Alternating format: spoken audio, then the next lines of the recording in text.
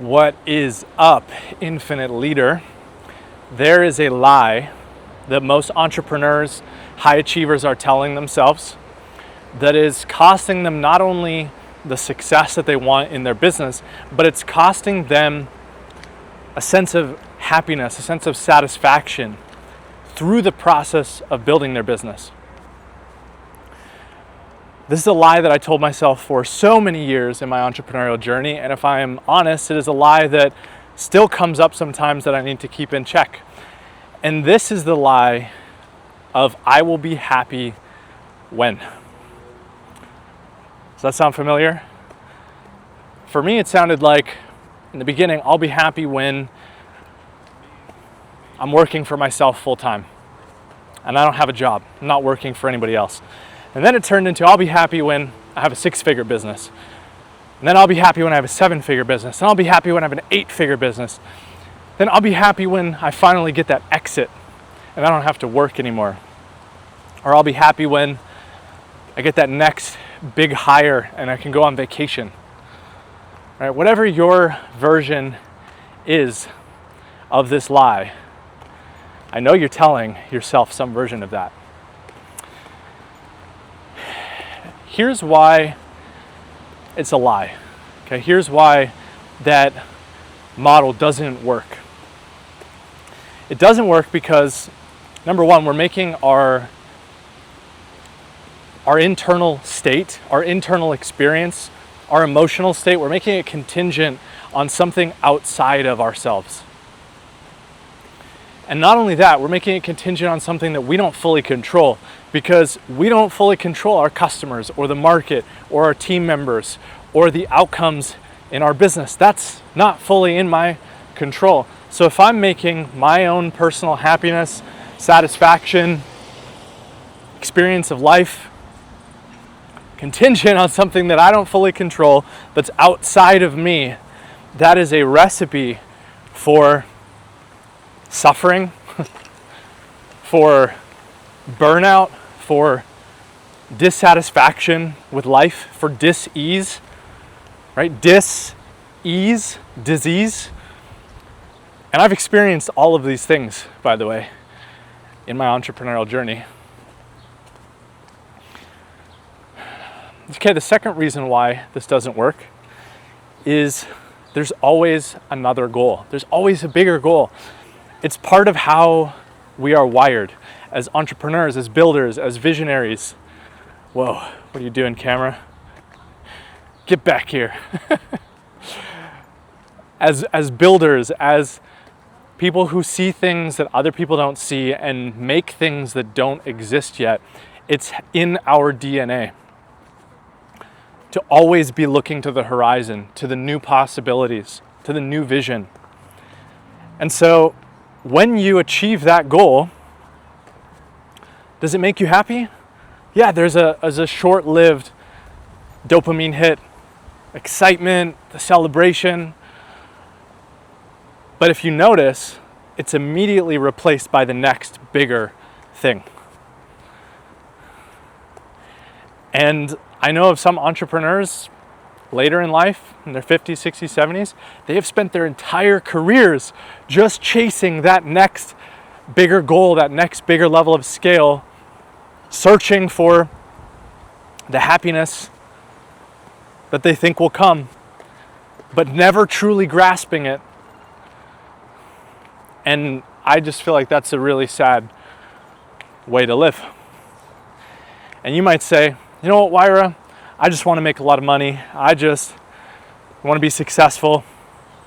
I just want to make an impact. I don't really care so much about happiness.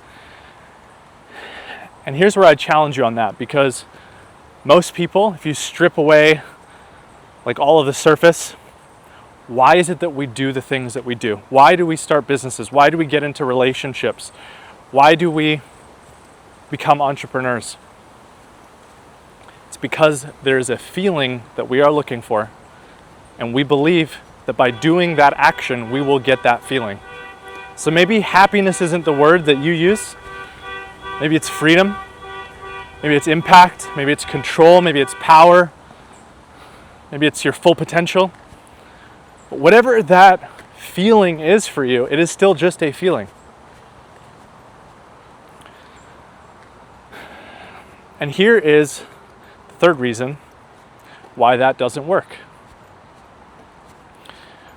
When we say, I'm not happy now, or whatever that word is for you, when we say, I'll be happy when, what we're actually saying is, I'm not happy now.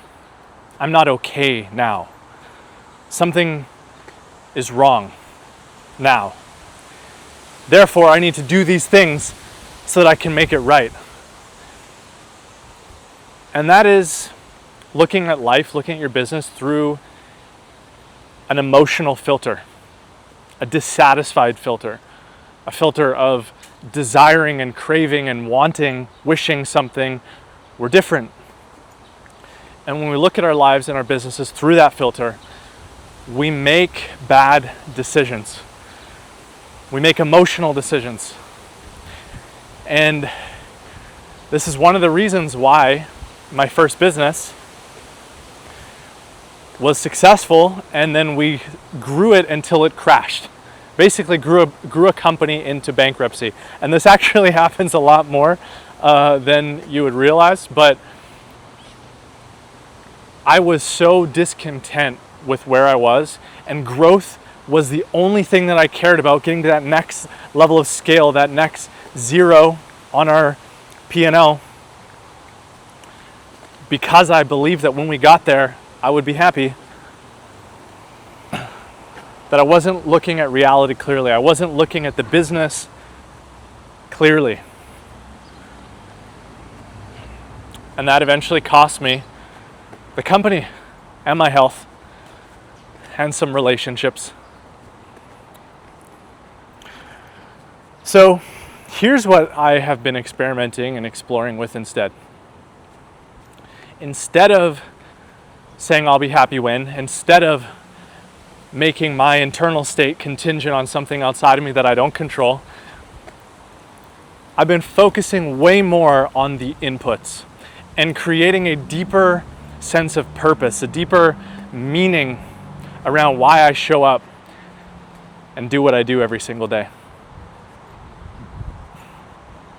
Because we can't fully control the outcomes, but we have a lot more agency and control over the inputs, right? Just showing up every day, solving the problems, doing the work, building with your team,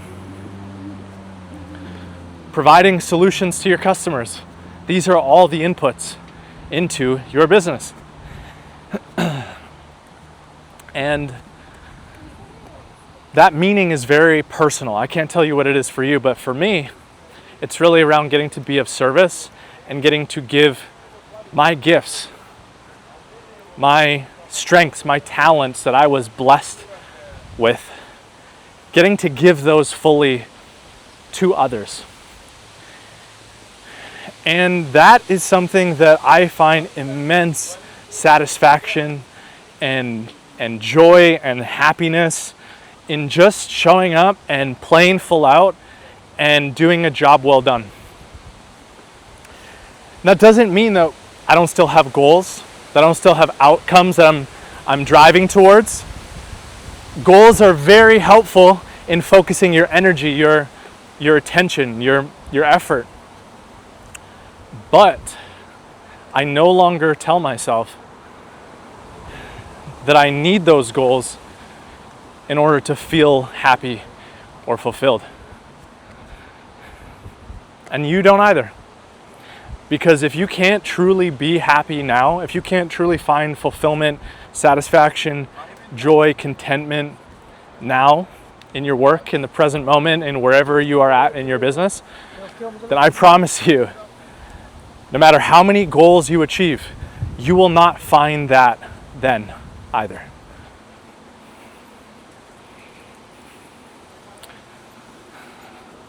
So if not now, when? For real, if not now, when? If not in this moment right now, then when? I'll see you in the next one.